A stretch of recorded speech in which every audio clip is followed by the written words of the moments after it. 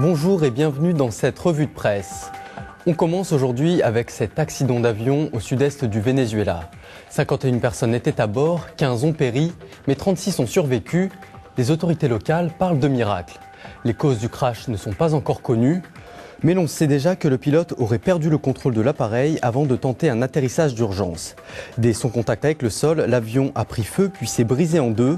Les survivants souffrent de contusions et de brûlures. Certains ont déjà pu quitter l'hôpital. Le vol de la compagnie Canviasa était en provenance de l'île touristique de Margarita, située dans les Caraïbes. Pour honorer la mémoire des victimes, le président Hugo Chavez a décrété 3 jours de deuil national. Au lendemain des résultats du référendum constitutionnel en Turquie, le magazine Courrier International compile les réactions de la presse sur ce scrutin. Et les éditorialistes du pays constatent que la victoire porte un sévère coup à l'opposition. La gauche intellectuelle s'était alliée à l'extrême droite pour contrer le projet porté par le Premier ministre Erdogan et son parti islamo-conservateur. Un mauvais calcul selon la presse locale, car avec ce comportement nationaliste, les fidèles du kémalisme se sont trompés de combat, laissant le parti au pouvoir, l'AKP, porter seul le discours favorable à plus de démocratie. Et l'adoption de ce texte a déjà des conséquences concrètes. La réforme lève l'immunité des généraux qui ont mené un putsch militaire en 1980. Alors hier, à la première heure, des centaines de personnes se sont pressées dans un tribunal d'Istanbul pour déposer plainte. Le correspondant de La Croix a rencontré les plaignants. La majorité des personnes interrogées sont optimistes et pensent que les généraux seront jugés un jour.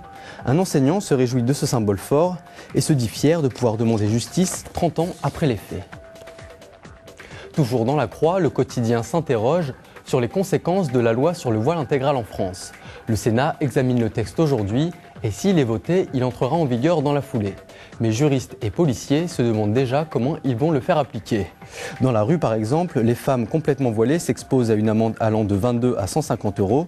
Mais une fois la contravention délivrée, les forces de l'ordre ne peuvent pas obliger la personne à se découvrir.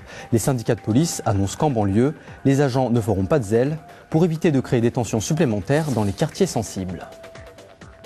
On reste en France où le controversé ministre de l'Immigration, Éric Besson, vient de se marier pour la seconde fois.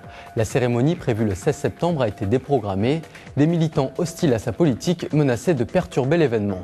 Le ministre a donc pris tout le monde de vitesse en épousant dimanche dernier dans son ministère Yasmina Torjman, une étudiante tunisienne de 24 ans inscrite dans une école d'art.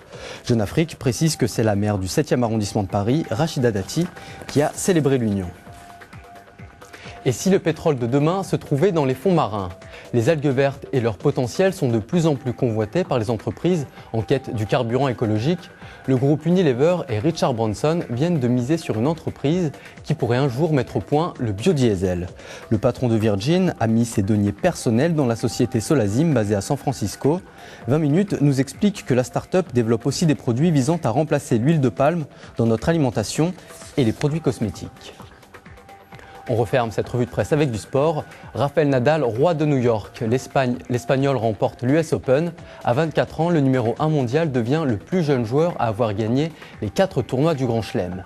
Il rejoint au panthéon du tennis Rod Laver, André Agassi et Roger Federer. Son adversaire malheureux, Novak Djokovic, s'est incliné 6-4, 5-7, 6-4, 6-2. Pour sa première finale à Flushing Meadows, Nadal n'a pas flanché. Pourtant, les conditions météo n'étaient pas optimales. La rencontre, initialement prévue dimanche, a été repoussée d'un jour et la finale a été interrompue pendant plus de 2 heures à cause de la pluie. Voilà, c'est tout pour aujourd'hui. Très bonne journée sur Medi Insat.